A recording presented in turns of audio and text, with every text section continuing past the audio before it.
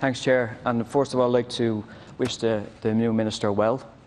We'll get the niceties out of the way, and then we'll get kind of political after that.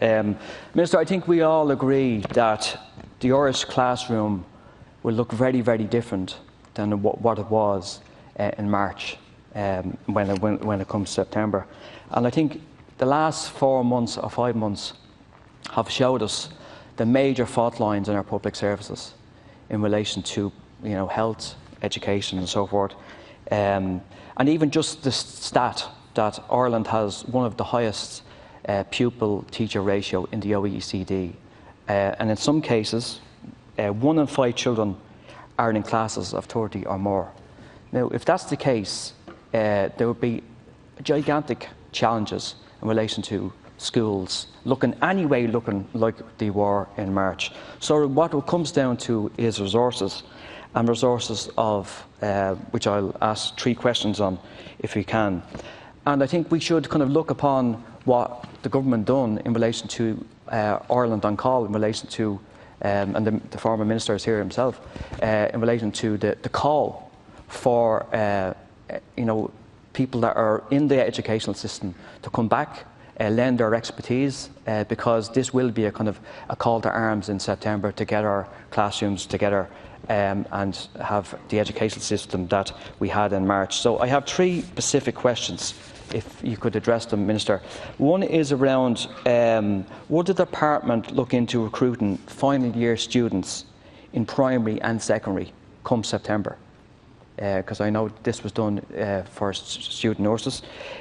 Is the department looking for alternative space, particularly around schools, where there is going to be a big problem in relation to space in classrooms and so forth? So are you looking for extra space on campus or near campus?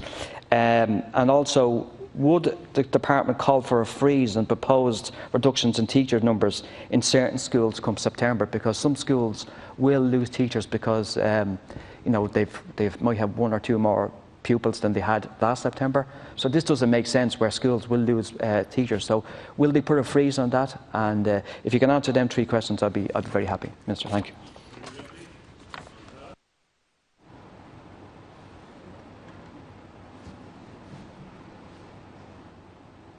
Wishes. I do agree with you that the classroom, in many respects, but indeed all our worlds will be a very different world as it is now as to what it was prior to COVID-19.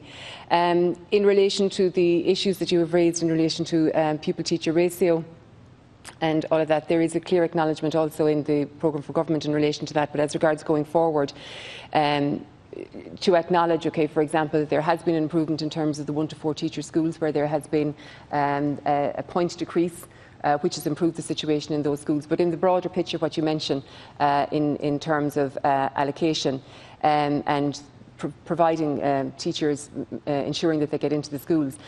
We are very active. There has been a very successful teacher supply panel. We are looking also at a mechanism of that nature going forward.